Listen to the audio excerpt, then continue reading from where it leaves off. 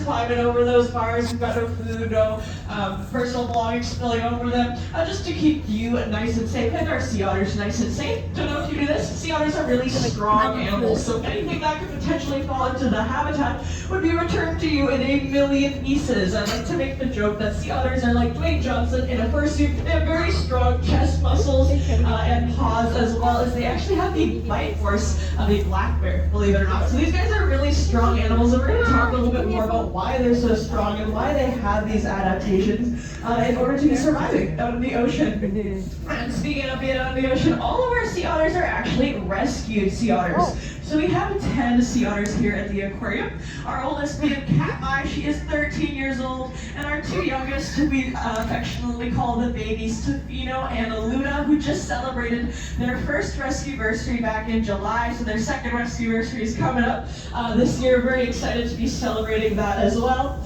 And then we have varying ages as well with all the rest of our sea otters here. We have 4 males and 6 females, and like I said, these are all rescued sea otters. And what that means is these guys came to us at a point in their life where they were still really dependent on their mother for teaching them essential survival skills that they otherwise would not be able to survive without learning that from her.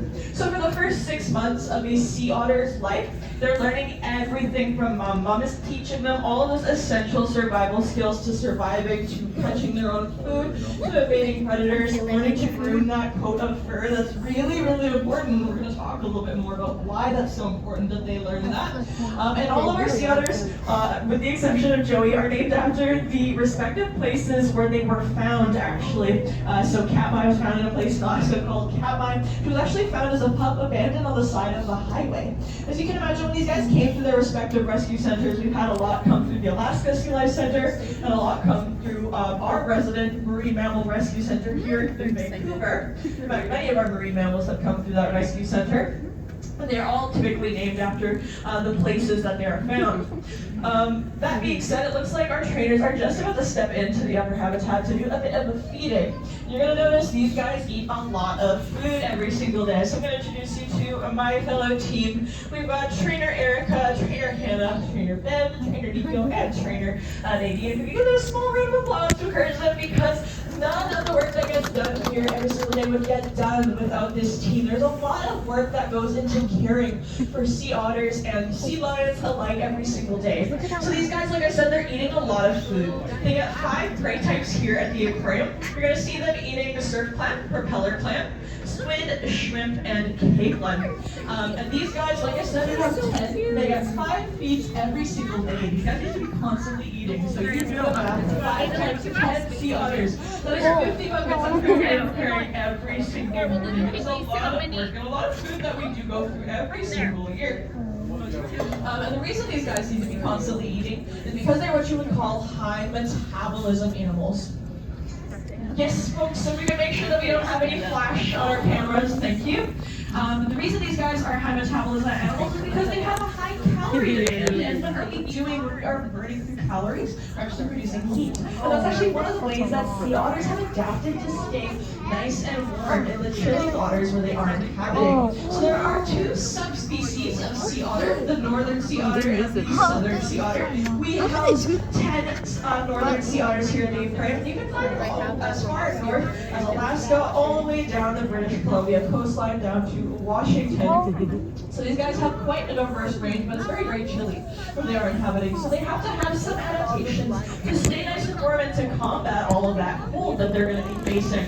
So them burning through those calories is a great way they're going to be staying warm. Another way that they've adapted to stay nice and warm is they're very, very curious and fast-moving animals. So I like to make the joke as an ADHD person myself, these animals are really ADHD coded because they're constantly moving on to the next thing, very excited about different things, and basically dancing around and swimming around very, very fast. And that's another way that they're keeping their heart rates up and keeping that body temperature nice and high in order to stay warm. But arguably the most important way that these guys have adapted to stay nice and warm in their environment has, you guessed it, a lot to do with that coat of fur that you are seeing. And if you're looking at a sea otter right now, you're actually looking at the furriest animal you'll ever see in your entire life, because these are the densest fur-coated animals in the animal kingdom. In fact, if I were to place my thumb over a single part of the sea otter's pelt, under any thumbful of that pelt, there would be up to 1,000,000 hairs. So you can imagine how hairy the rest of the sea otter is. If only in one thumbful there is that much hair. For context, on our heads as human beings, there's roughly 100,000 hairs. So we have nowhere near the amount of hair that these guys have. These guys, they have a nice layer of what we call guard fur on the outside. And believe it or not, their skin is actually completely dry. That's how densely packed this coat is. So their skin is nice and dry. Those inner layers of fur are also nice and dry. They're insulating and keeping all of that heat inside, so they can stay nice and warm. And a grown sea otter can spend their entire life out in the ocean as well, which is really, really cool about these guys.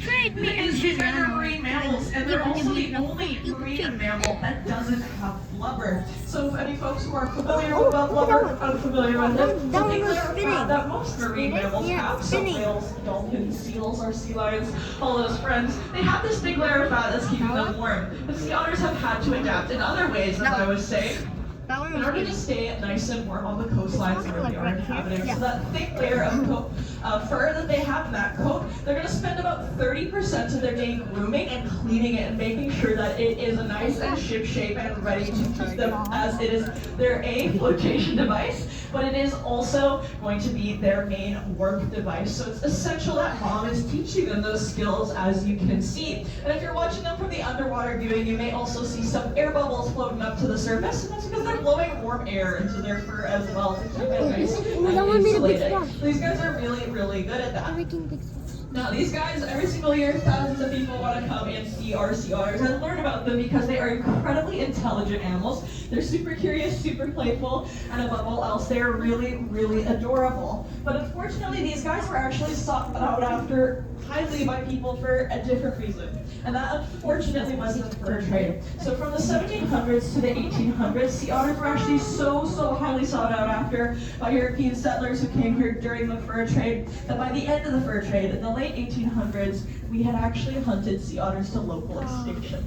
So they completely disappeared along the British Columbia coastline. We had hunted, unfortunately, every single last sea otter that was along the British Columbia coastline. And this was actually really, really bad. Not just because we lost sea otters, but because we also lost something called a keystone species. Show of hands in the crowd for anyone listening. Has anyone heard of the term keystone species before? Does that ring any bells to anybody? Keystone species. Okay, this is great because that's what this talk is all about. So a keystone species is an animal or organism on which all those other animals in their food chain relies upon. If you take one away, unfortunately that entire food chain can crumble. And that's exactly what we saw happen when we took away sea otters from this ecosystem food chain along our coastline. Sea otters are kelp defenders. And what that means is these guys are really good at maintaining the health of natural environments like kelp forests along our coastlines. But how are they doing this? Does anyone know what a sea otter's favorite food is? It starts with a U and it's really spiky. Does anyone want to shout it out? Yes, so see a hand. Sea urchins, exactly, yes. My friend here is correct. It is sea urchins. And out in the ocean, sea otters can feed on up to 50 sea urchins every single day. These guys are really, really good at eating them and hunting them. Sea urchins are a friend. You can find them in our My Right Touch pool as well as inside our Treasures of the BC Coast Gallery. They're also really important to our coastlines. They keep the natural balance of life in check.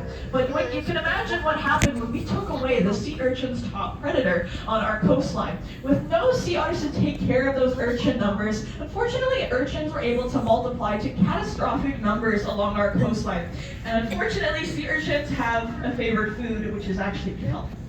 And kelp forests are a really big home for many, many different animals. Like I was saying, you can see them all throughout these local species that we have here in our aquarium. So rockfish, sturgeon, the octopus, all these incredible cool animals like crabs and lobsters lost essential homes to hide in, to lay their eggs. All these essential areas of habitat became decimated, and it created something called urchin barrens, which are just wastelands of seafloor where only urchins exist because they had eaten all of the kelp.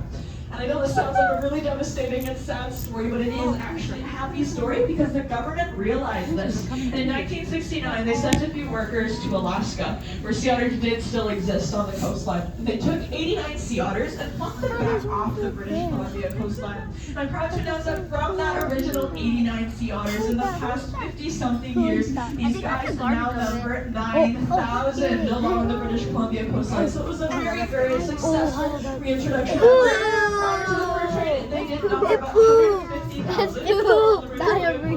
I'm still working on getting their numbers back up to what they originally were. I told you it's poop. It's very impressive. One of the reasons it was such an impressive and incredible relocation ever is because of something called MPAs, otherwise known as marine protected areas. So these are areas where no marine mining is allowed, no boating, no fishermen. And it was really because of this that sea otters were able to return, repopulate, and bring back the kelp forests. Because with the return of the sea otter came the return of those incredible biodiverse sources. And if biodiversity isn't a good enough reason for you to care about kelp forests, kelp actually provides us with a lot of the oxygen that we're breathing. So kelp belongs to a group of organisms called protists, which provide us with the oxygen that we're breathing. So protists include kelp, algae, and about 80% of the oxygen that we're breathing comes from the ocean and these incredible ecosystem sources that I was telling you about. And if you're wondering, well, what is something I can do to protect this keystone species and to protect the sea otter so they can protect those kelp forests? Pat on the back, you're already doing it today just by coming and listening to this sea otter talk, buying a ticket today to the aquarium and wanting to learn more about these incredible marine animals because they are fantastic and adorable ambassadors for their species. And if you want to take it a step further, we do have a sustainable seafood program called Oceanwise here in British Columbia.